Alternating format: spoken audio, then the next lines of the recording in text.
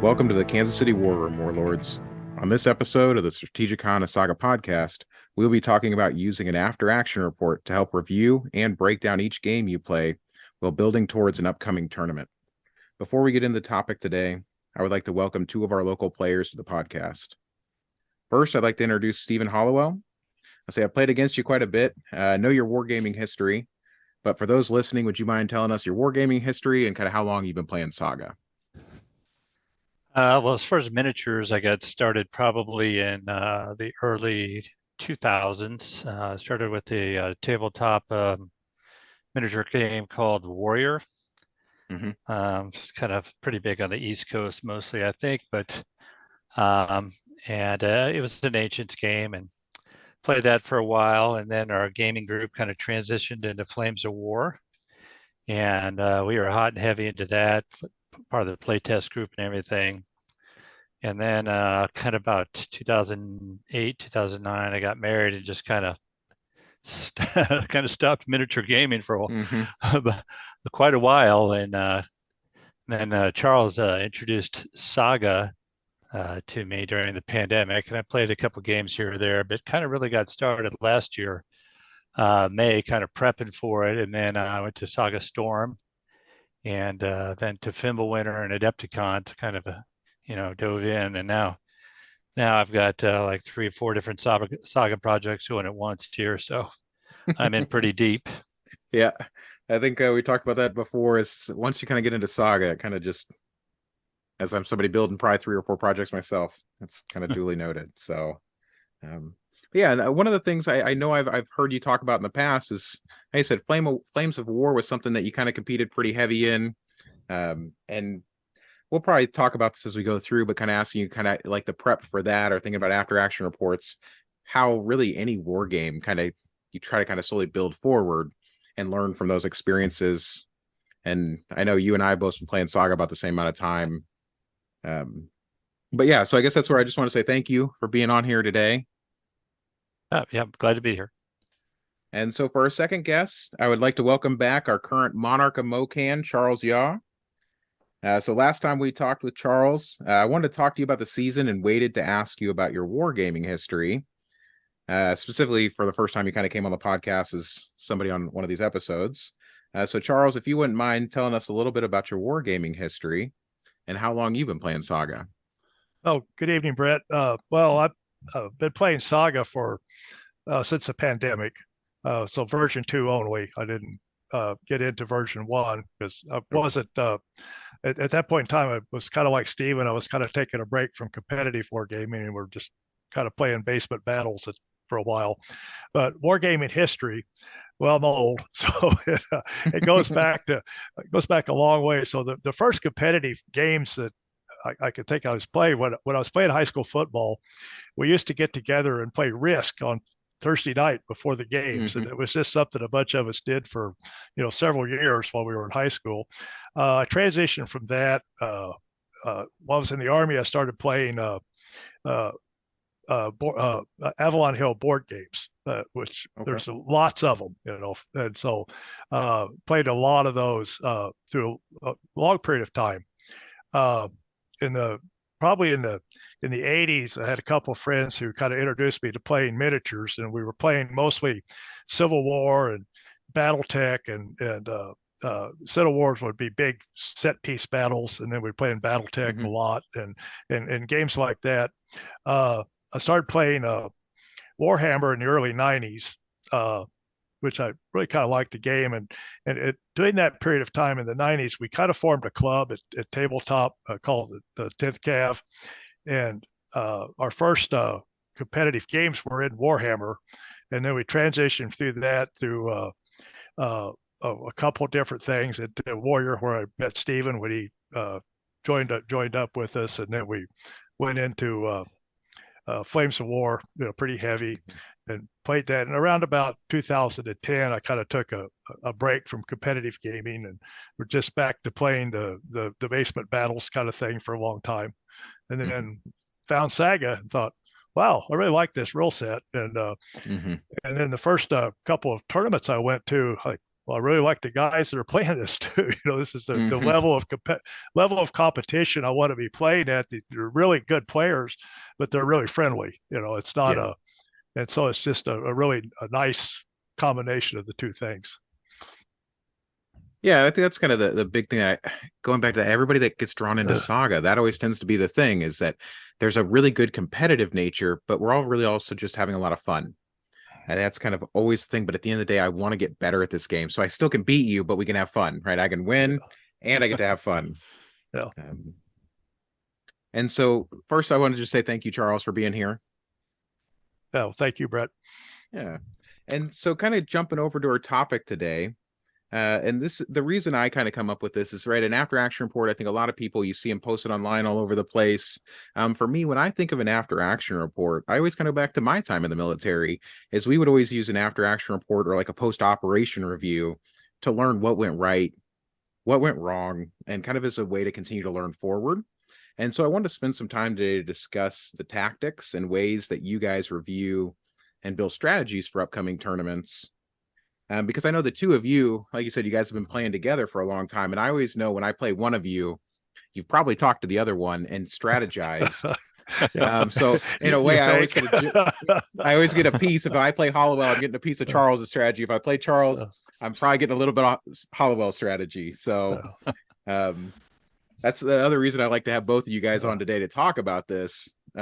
Because I also get really good reports back from both of you guys. After we play a game, we kind of just BS around and kind of joke what went right, what went wrong. But before we jump into that, both of you guys just came back from a tournament, Feast of Ravens. And I just kind of want to ask kind of how that went for both of you guys. Charles, Stevie, go ahead. Well, Stevie, you finished higher than I did, so why don't you go first?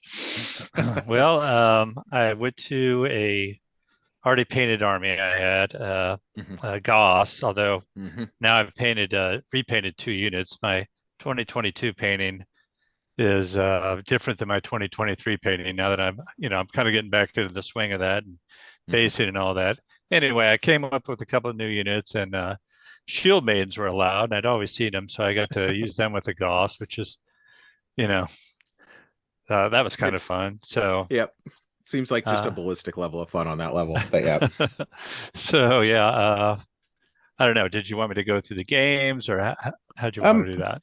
Yeah, no, I mean, I guess when I kind of think about for you, and we'll kind of jump into even some of these questions, but for you, when you're going through the tournament, and we'll kind of get into prep for it, but just kind of, you ended up placing, and I'll say this, you placed second at the tournament.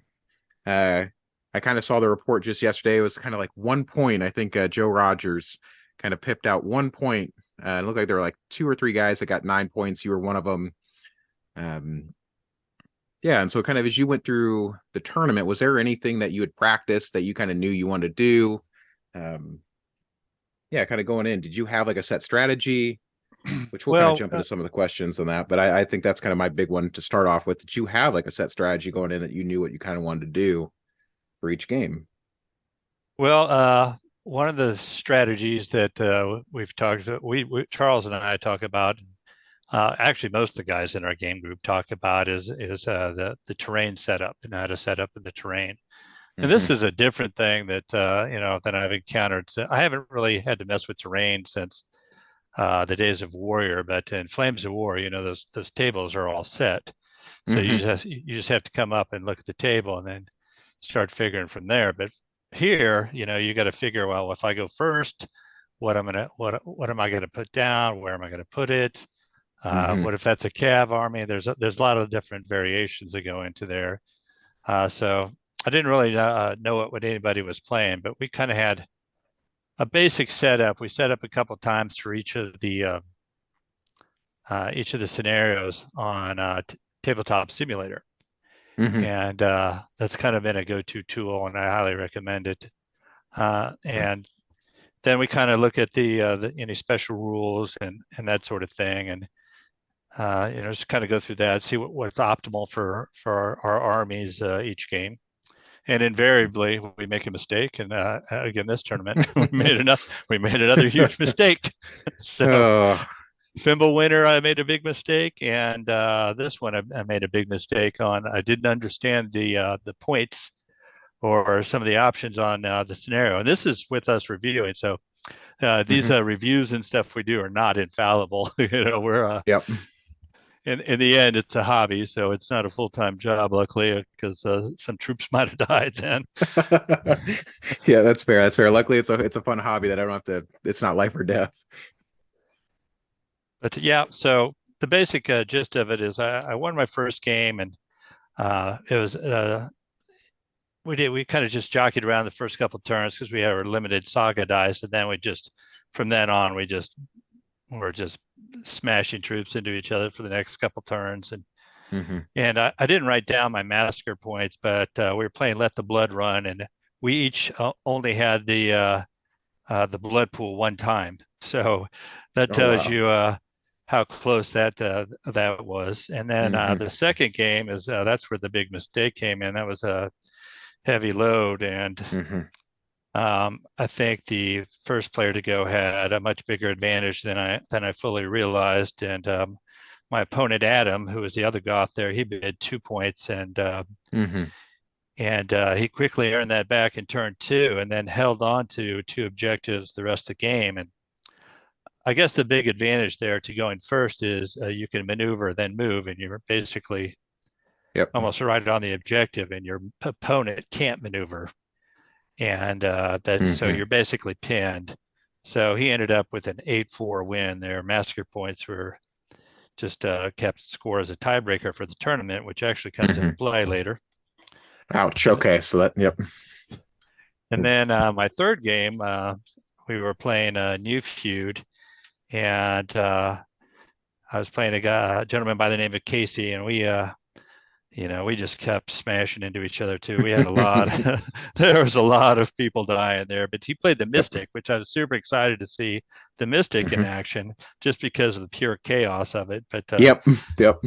The limited dice first turn, so he couldn't really. The Mystic wasn't really in play because we only had 3 dice the first turn.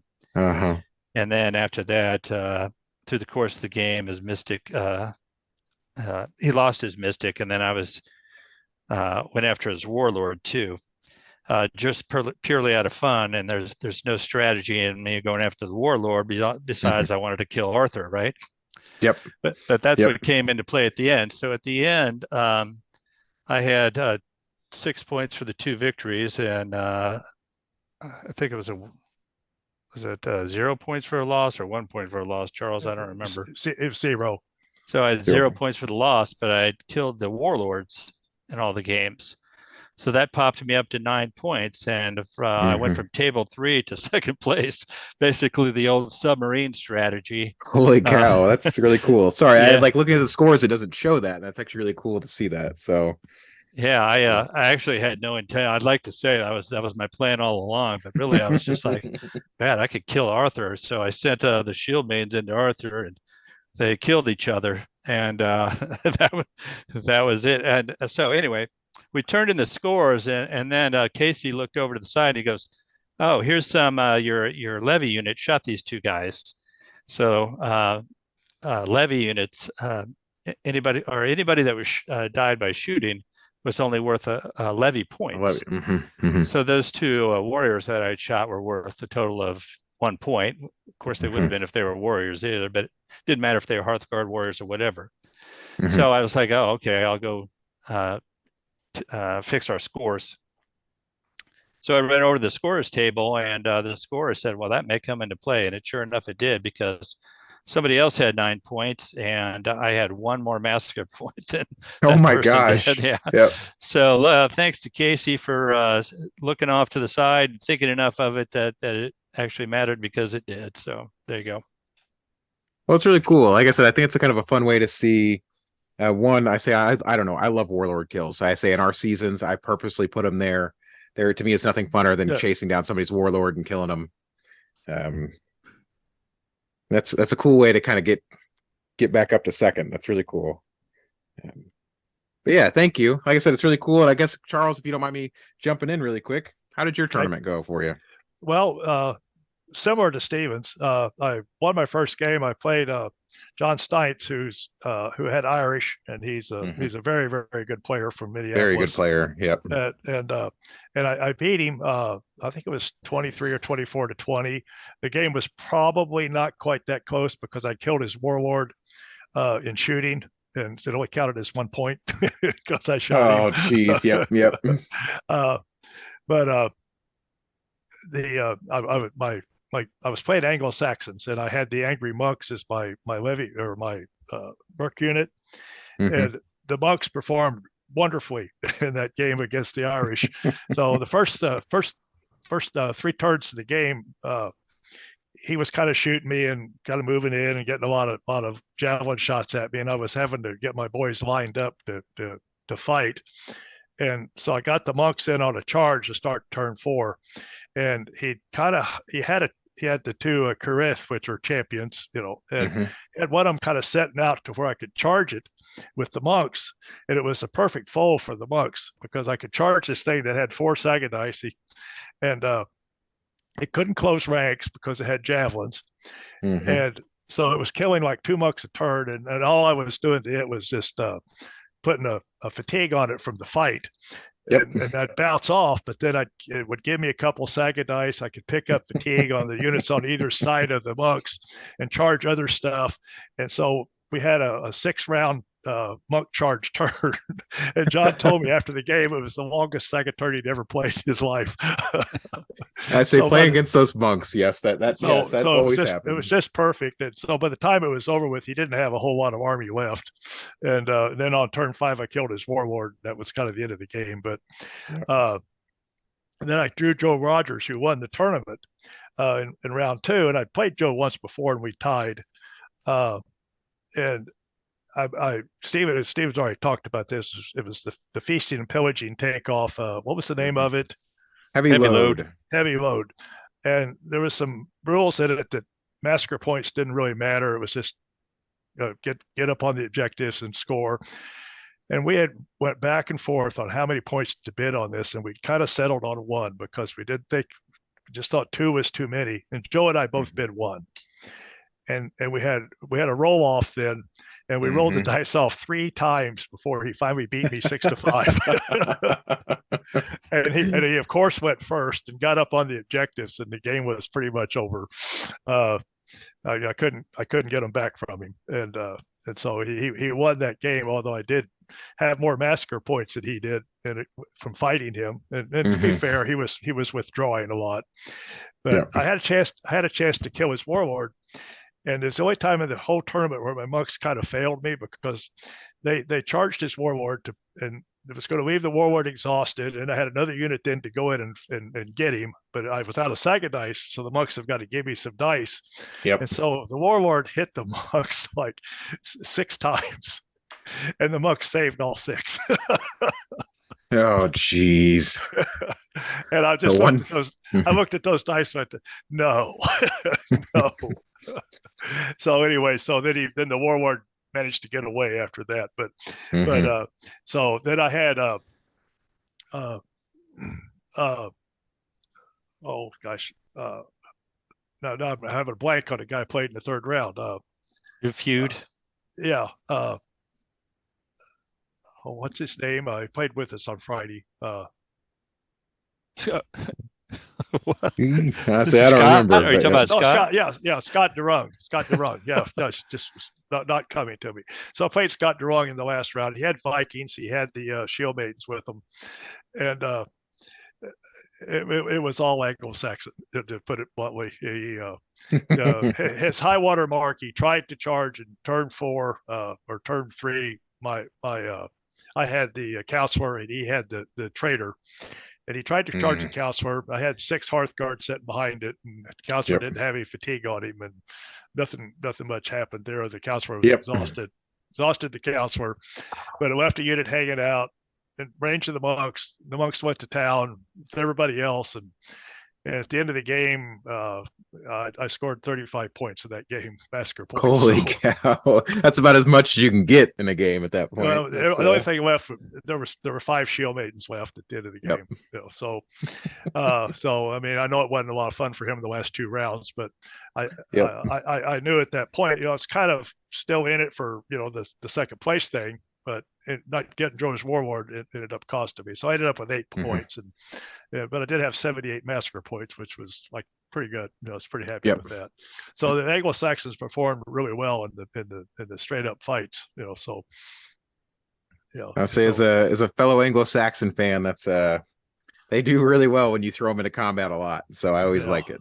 Well, I had a couple. One of the guys I played, commented on that I've never seen anybody play these things this aggressively, because I was pretty aggressive with them the whole tournament, So he said, but the guys up here just sit around and go on defense with them, and I thought, well, we're not here to do that, we're here to fight, So that's sorry. I guess I think of like the Goths. You guys went up there with the Goths and the Anglo-Saxons, and to me, I can't think of 2 more aggressive war bands. I love being aggressive.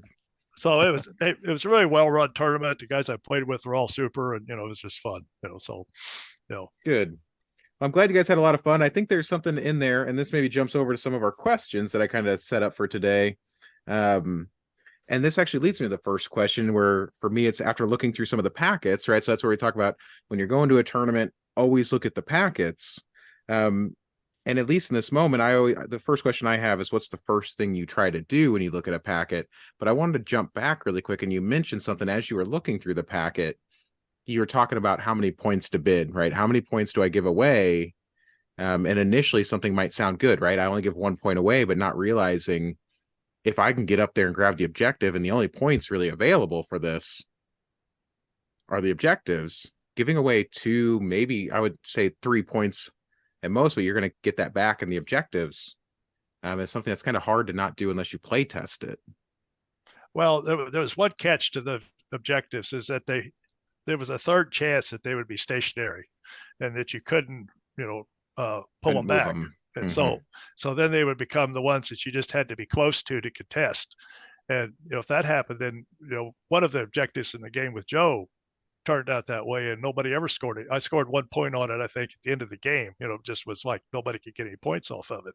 Yeah. So there was that was always in the back of your mind when you're bidding. If these things do that, and I gave him 2 points, and and we roll 5s on all these objectives, I lost. So that was something we had to consider. Okay. Well, that's fair. I guess that's fair. I didn't think about that as like something like that. That small tweak keeps you hesitant. Although in hindsight, I would have been 2 points, but that's hindsight. Yep. I think we were swayed a little. Charles and I played this scenario in a practice on Tabletop Simulator, and he contacted 2 of the objectives and rolled 5s and 6s. So maybe somewhere in the back of our minds, we're thinking, well, these guys might just stick around. So the more you bid, the more trouble you're in. So it didn't turn out that way in the tournament, I'll tell you that. In my game, 2 of them were movable and 1 wasn't. And that was, that's how you lose 8-4. So unfortunately. The other 2 scenarios, I bid 2 to go first in both of them, and it worked really well for me because I wanted to dictate the terrain, especially in the first game against the Irish. And in the second game, it didn't really matter whether I just wanted to go first, so I get big dice first. So even in that's where I kind of go back to that question is like, what are you looking for? Is you're kind of looking through the packets, and it's knowing that I'm going to get dice, or God, I hate to go. That's something else we can talk about, but just that idea that sometimes you're 1 or maybe 2 practice games, taking a second to look at it and go, hold on, like you said, is that we rolled a 5 or a 6 and they turned stationary, whereas like 1 through 4 allows them to move, I think, in that one. Yeah. And so you're what, a 33% chance hit, basically. Yeah. And when you build a scenario based around like, hold on, that can happen. And it did happen to at least one of the objectives, right? At least one objective statistically should stay still. But when you have 2 or all 3 of them, it's a hard thing to get past. So, coming back to that question, if you guys don't mind me asking, for you, when you first go through a packet for a tournament, what are some of the things that you're looking to do? Well, the first thing I'm looking at is the objectives to see what kind of, to see if the army I want to take will be able to take those objectives, and then if there's special rules, like when you go up to Minnesota, they almost always, and you've been to Adepticon where they run it, they're going to discount shooting a little bit, maybe a lot, and so it does impact shooting. Now I'm still of the theory that if you shoot them off the board, it really doesn't matter, but there is a point in some of the first thing with let the blood run, shooting does hurt you a little bit because you do have to get that combat pool built up. But we're looking at that on how the objective impacts the war bands we want to take. So let Stephen elaborate on that. Yeah. Well, I kind of like Charles. I think I look at it just a little differently. I look at a lot of these scenarios that come out. The last thing written will be winning the game, and just kind of work backwards from there. But there's just some big categories. How you're going to score, any special rules involved. Is there terrain? How important is terrain going to be? How are you going to attack it against a mobile player versus a guy that moves as a armored fist, or a guy that just sits back and says, "Come get me." So you kind of got to examine all of those things. So our AARs, for example, are usually just like talking about what went wrong with our initial game plan. So we do a lot of pre-planning and a lot of post-analysis, but that's what those long car rides are for. So. Yep. So and we want to look at the scenarios to see whether you want to go first or second. And some scenarios depends on it. Some of them you want to go second. I wanted to go first in all of them up there because it was the first one. I wanted to be able to dictate the terrain, and I wanted to get to the dice first. The third one, the second one is obvious. You wanted to go first to get the objectives, and I didn't get that. And the third one, though, I wanted to go first because I wanted to pick my counselor or my champion. And so I picked the counselor because he generated a Saga dice and he had wheel bay, and he also had and he also was Resilience 1, and he also had bodyguards. He just was like, this guy's good, and I wanted him. And so terrain really in that scenario really doesn't matter much because the entire fight was on the hill, so you're in the middle of the board and you're going to slug it out. I said that's one thing I like that scenario for is like because the old feud you put it kind of anywhere, whereas like the new feud is Raj is if you don't know, Raj from Saga Thursday has his own scenario of the old feud where you put a hill in the middle and you fight on the hill and you put your champion on the hill and get points for doing that. And that honestly, it's a fun. I don't know. I think for the Anglo-Saxons and the Goths, I don't think you could do a better. Put your whole army in one place and let me just come up there and just kind of hit you until I can't hit anymore. But it worked well, obviously, for the Anglo-Saxons. But I was playing a Viking who wanted to be there too. So it was. Anglo-Saxons, they saved well. I had save abilities up when I needed them, and closing ranks was just, we're trading warriors for levy. It's kind of what the game was. And to be fair to Scott, I told you I pretty well took his warband out. He killed 40 levy in that game. So it wasn't like the Anglo-Saxons were bloodless. Yep. Yeah. Anytime you get those two armies on the table, that's a bloody battle. And so that leads me to kind of the second question is after you guys are playing through, so now you've kind of figured out your first scenarios, you're playing through, and as someone who's helped playtest as myself, but I would kind of want to hear your guys' thoughts on as you're playing through the scenario, what are the takeaways you look for? Is there anything that you're trying to purposely do? Is you've now looked through the packet, you built that initial plan, and you run it through? Is there anything specific that you care to look for? Or is it just kind of in general, there's a few things you care to look for? Well, usually what I focus on first is what cost me a game. And was it the fault of our planning? or my planning or Charles planning or whatever, when we're talking and we're discussing the game. And if we, just this latest example, if we talk about heavy load,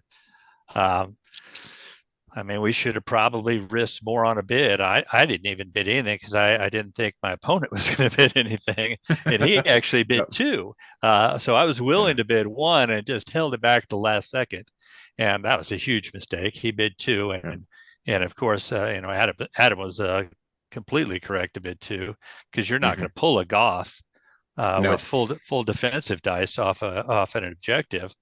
So if you know the Goth battle board, you'll know that Goths can hit really hard also. So if I load up all my dice and go hit something, I can, earlier in the tournament, I had vaporized a 8-man Hearthguard unit with one of those Goth Alpha strikes. But I came in and hit a fellow Goth and just bounced.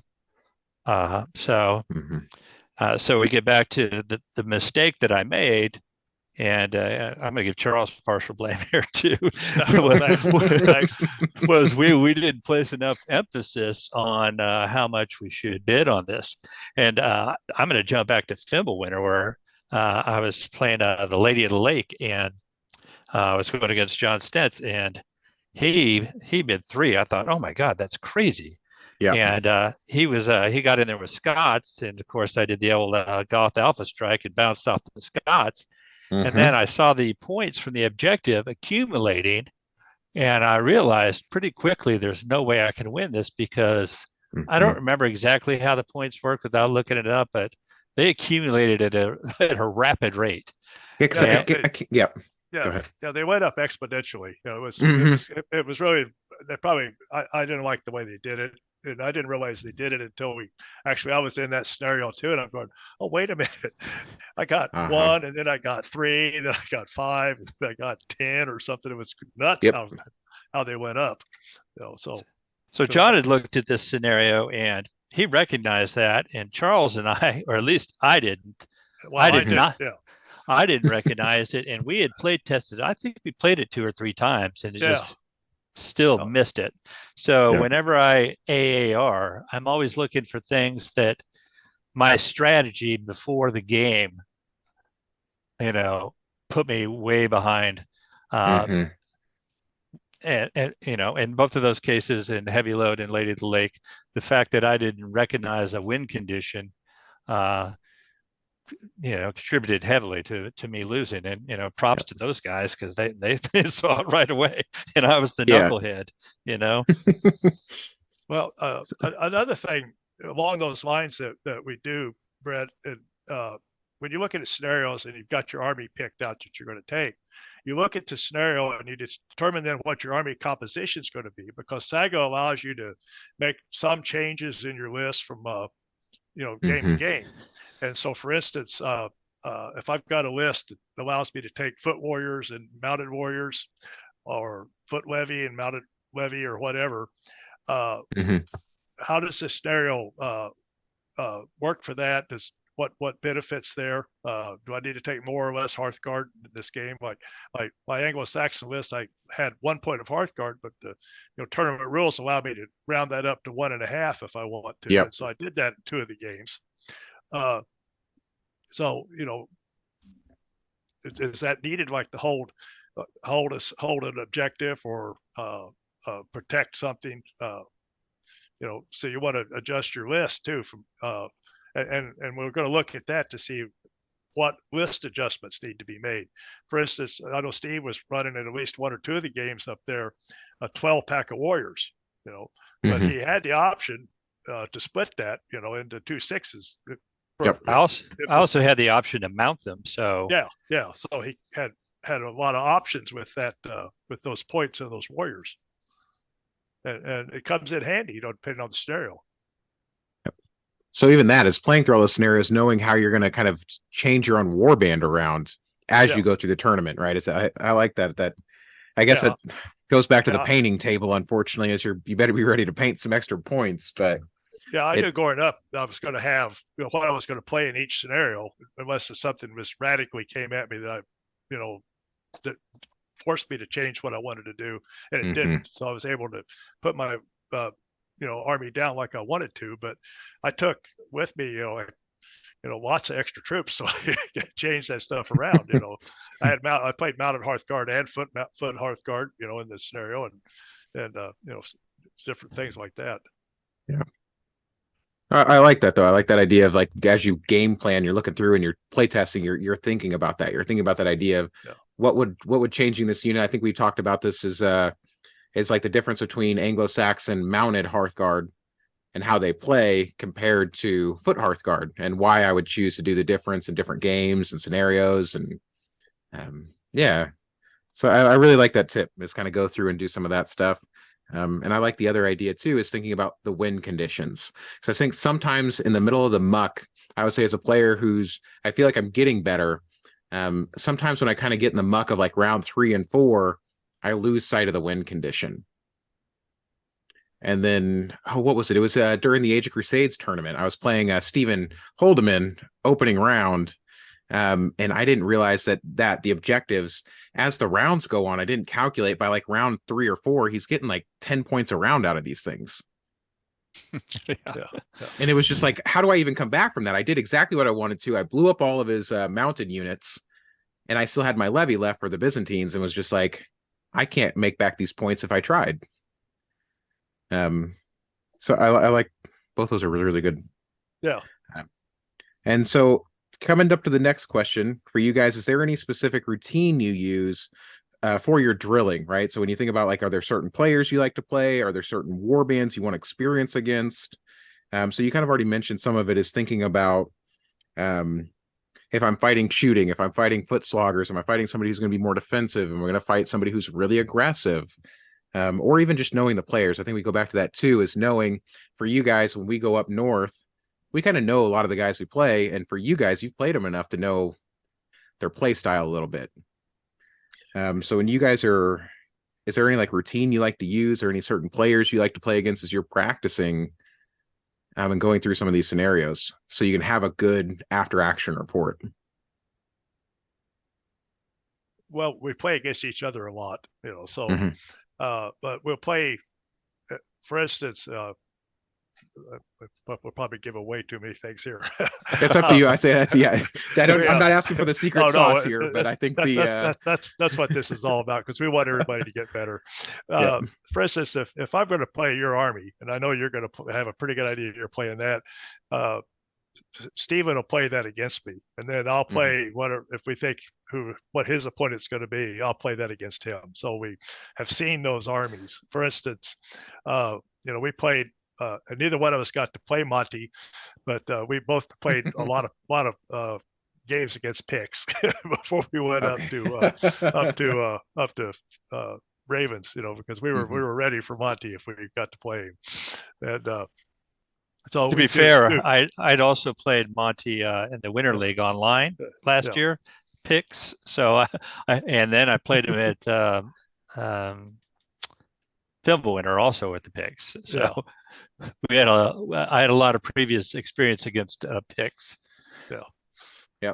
So we'll do that, on Tabletop Simulator. It's a great tool to set up stuff and play those games. And a lot of times we'll set it up. We don't like the way the train looks. That ain't going to work, and we'll just reset it until we figure out something that looks like it might work, and then play first couple of rounds, and once in a while we'll play a whole game. So so using Tabletop Simulator as a tool. So I like that. Even just playing 1 or 2 rounds, getting this terrain set. Do you like the start of this game? Because I think we talk a lot about the idea of how terrain, if we're doing Clash of Warlords, the whole table's open, right? So I can put terrain anywhere.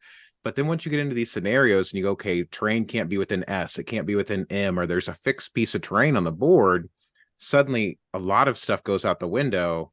Because if I have an army that likes being terrain, well, the whole center of the board now doesn't have any terrain. Well, in my game with John Science, when I played, he had Irish, and he wants all the terrain on the board he could get. Yep. And so one of the reasons I wanted to be first was so that I could help dictate that terrain. And so my first place of terrain was putting the large hill in his deployment area, right behind, right in the middle of it. And then it was funny because then we had a ring around the rosy game where he started putting train to his left, working towards me, and I started keeping these swamps and stuff going to the right or to my left, and then we deployed. I deployed left, and he deployed left, and so we ended up facing each other across the short ends of the battle board, and fought back to the middle that way, So, but it kept my army out of train, and kept it away from him because I didn't want it anywhere near, where he'd be in train. Yeah. I guess that's kind of one of the things too, is like even thinking about that is how going first, dictating the terrain is because I think the first player is the one who can dictate when to stop placing terrain and move a piece. So like that, if I think, what is it? There's a couple war bands that are really big, the Pagan Peoples and kind of the Irish. Some of those guys really like terrain. And so if I can say, nope, you only get 2 or 3 pieces of terrain that are going to be advantageous for you, then most of the board's open. So yeah. As I guess kind of thinking, is there any other way that you can think of? Are there any, I don't know, I guess I go back to some of our training that we did. I know for Fimbulwinter, I was kind of working through some other war bands, but going through and seeing on those scenarios when there's all those special characters, right? I think you and I played that game. What was it? I was Last Romans and you were playing the Anglo-Saxons, and I took the counselor because I went first, and we saw how powerful the counselor ended up being for a war band, so I could just kind of overshoot or rest. Yeah. And it just. Yeah, I'd had the counselor in tournament before, and I knew he was really good. And the princess was my fallback. I'm not sure what Stephen took in that at Ravens. It's my fallback. I was going to go with the soldier, I think. Did you have the counselor too? Yeah, I went with counselor though. Yeah. I feel like they need to come back with the soldier, and they need to FAQ the soldier. So there's like 2 counselors on the table. So everybody just gets a counselor at that point, but it's just so powerful. But yeah, so I guess thinking about that is for the drilling. The last couple questions I really have here, we've already kind of answered, but just kind of reiterating the points for you as you go through. Do you adjust your warband as you're doing your after action reports? Is there any thing specific that you're looking at, like how this single unit performed? Is that something that's important for you when maybe even when you start integrating a mercenary, right? Like you took Goss, Stephen, with the what are they? The Shield Maidens. Yeah. Which that's technically not allowed, but for this tournament it was. Yeah. And did you practice with them prior to, just to kind of get a feel for them in the warband? Because they are immensely powerful. I would say that Shield Maidens are a great mercenary unit. And putting him in the Goss, I think, is just kind of wild. But did you practice with them, or? No, Charles and I had done the two turn setup a number of times actually, because we were both a little busy before this tournament, and we didn't get a normal amount of a prep time. So I'd hadn't put them into combat myself, but I had them played against me a number of times. So I kind of got to experience the pain of that already. But they were fun to paint, I'll say that. So what models did you end up going with, if you don't mind me asking? I know it's kind of off topic, but I have the Gripping Beast ones. I think they look really cool. I went with some 3D prints. So nice. Yeah, I found a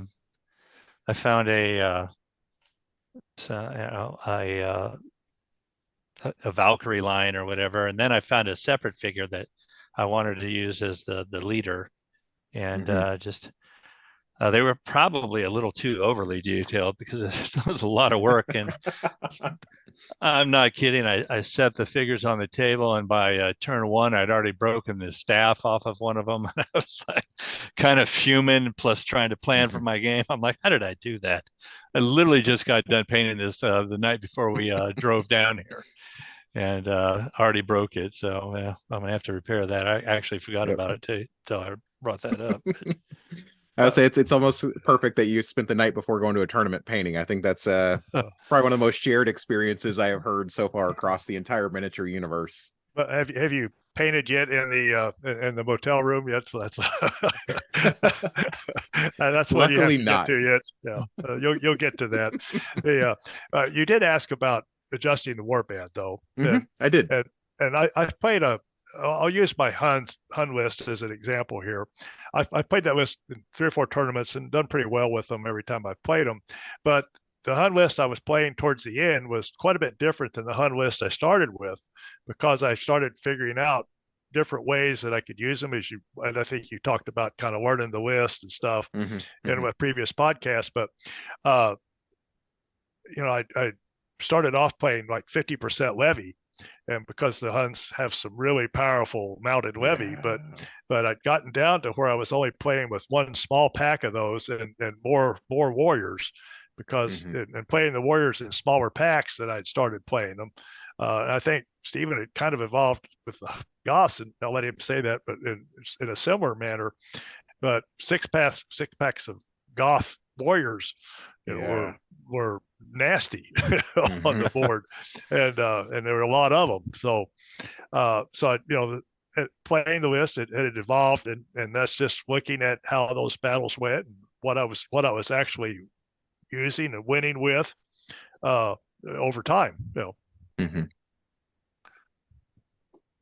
And that's, I like that idea too, is like thinking about how the list, I started with this, and like I said, we did do it on the kind of the lose 10 games idea of like playing through a warband, but that's why I want to do this one, was specifically for tournaments too, is thinking about how they're interacting, because a lot of different tournaments, right? Like you said, we go up north to those guys and they have just a slightly different variation on the rules, or like Raj has some really great scenarios, and so those look different. Right, the way he runs them is different than if I ran everything out of the book of battles. So practicing for those and then using what you've learned to adapt to those specific scenarios. So one other thing when you're go ahead. No, go ahead. I was going to ask next questions. Go ahead. I say I'd love to hear more of your thought on this. So please go ahead. Just to follow up on what you just said, one of the things that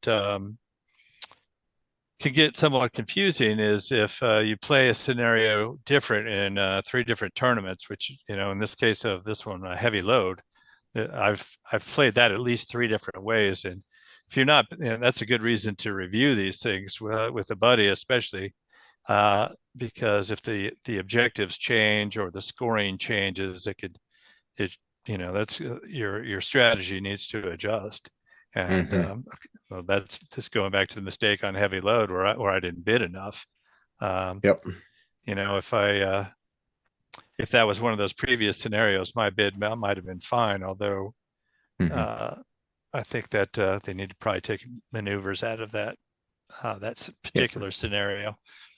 No, but I think that's really important too. Is like you said, is as I play this, maybe I've played the scenario with different armies, or I'm playing it again, maybe against somebody that's a different opponent, and understanding how much the bid is worth. That if both you would have bid 0, would have been just kind of whoever goes. But and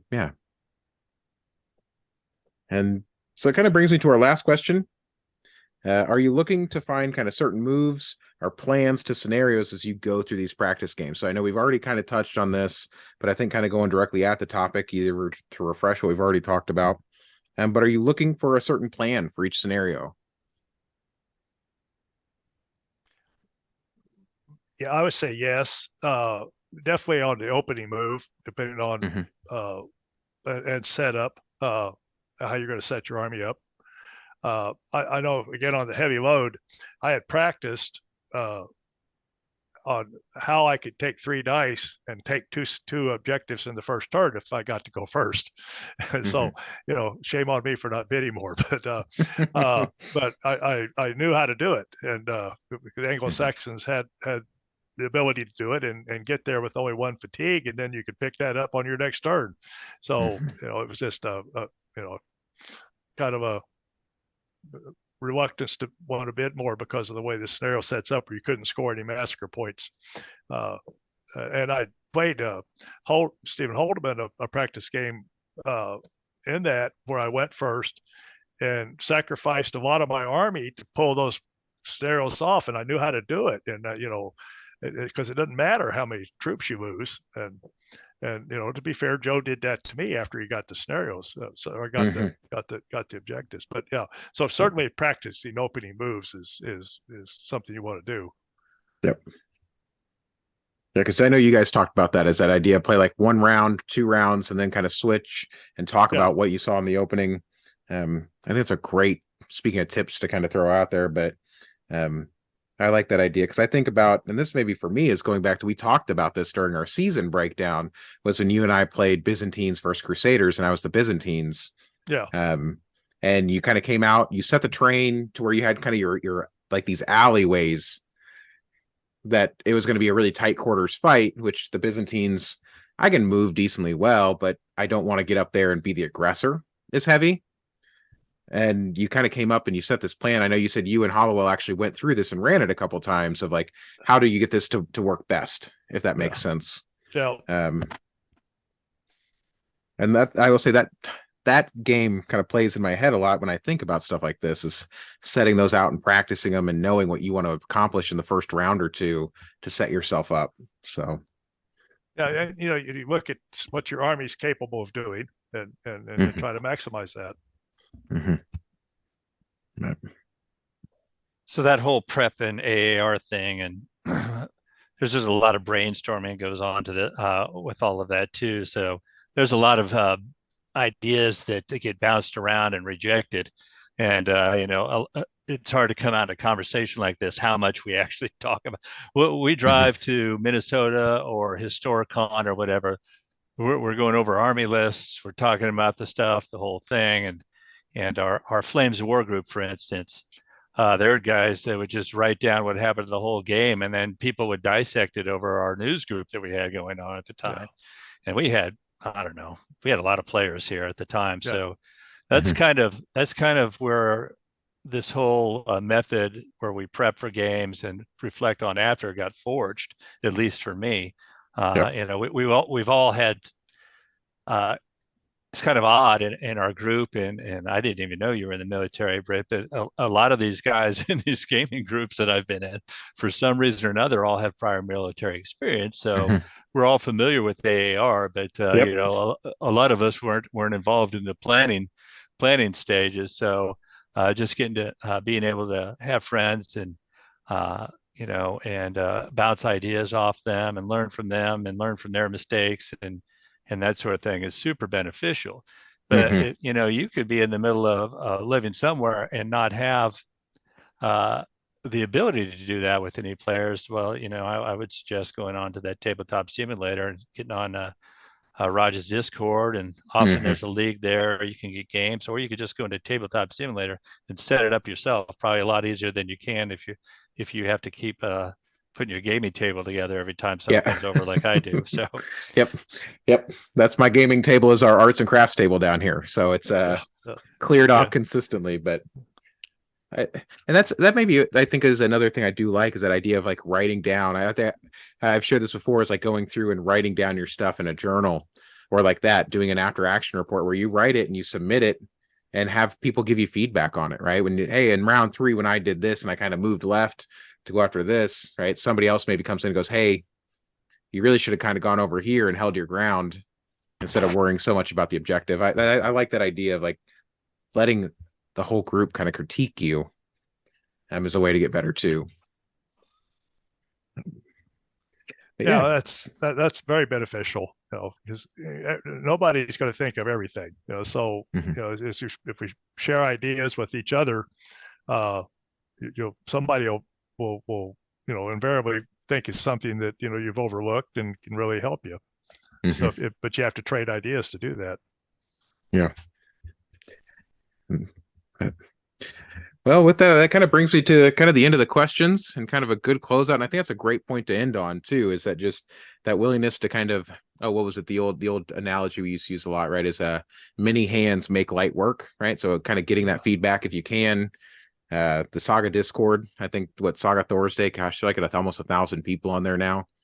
There's always somebody willing to give you critiques, whether they're guys who have been playing Saga for 10 years now, or guys who have been wargaming like you guys for quite a while and have a lot of great ideas that just easily adapt to the world that is Saga.